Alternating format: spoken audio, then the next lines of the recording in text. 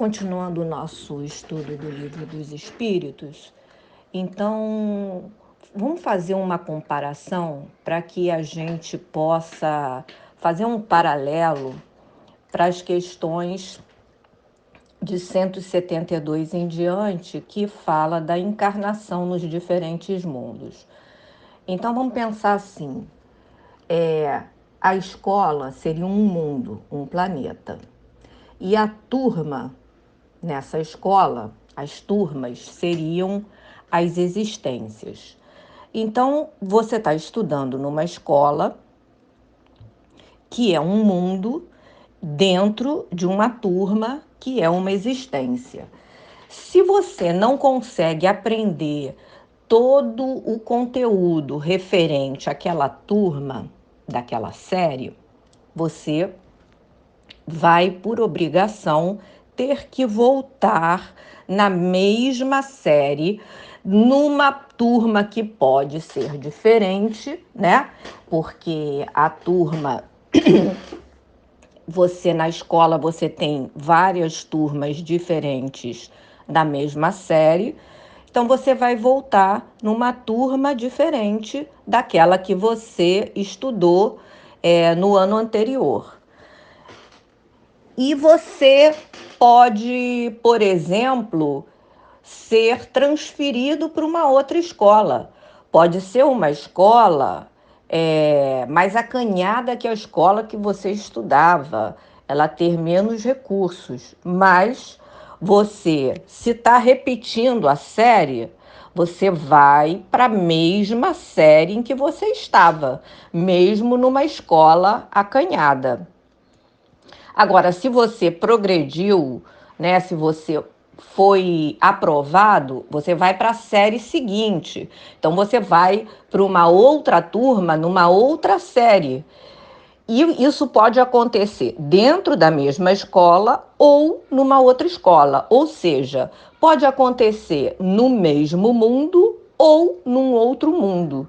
E assim a gente tentaria, através dessas comparações, mostrar que o espírito pode encarnar num mesmo mundo ou em mundos diferentes, sem estar, portanto, se for transferido para uma escola mais simples, sem estar retrocedendo.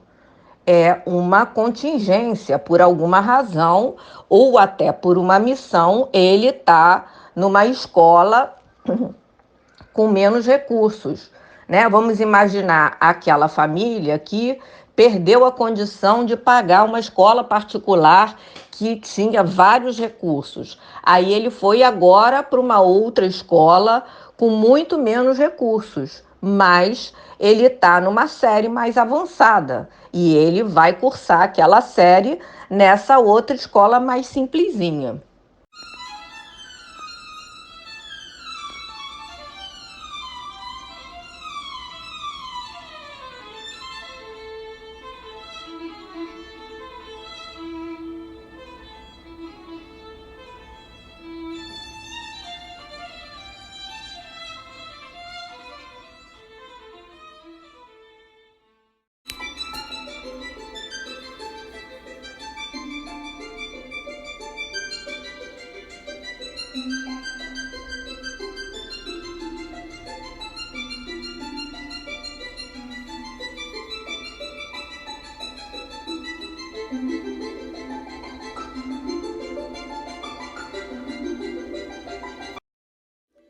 E os espíritos dizem sim, quando tem uma missão a cumprir para ajudar o progresso, e então aceitam com alegria as tribulações dessa existência, porque lhes fornecem um meio de se adiantarem.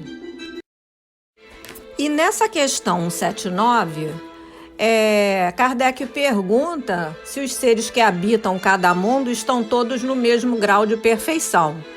Então, tanto quanto aqui na Terra, não estão, obviamente. Como na escola, todos os alunos naquela escola, né, que nós comparamos aos mundos, estão todos na mesma condição de aprendizado, ou seja, no mesmo nível? Não, cada um está numa série. E na 180, com relação à nossa inteligência, passando desse mundo para um outro mundo, a gente vai conservar a inteligência que tinha no mundo de origem? Claro que sim, né? Isso é uma parte, é um componente da nossa bagagem, são as poucas coisas que a gente leva conosco.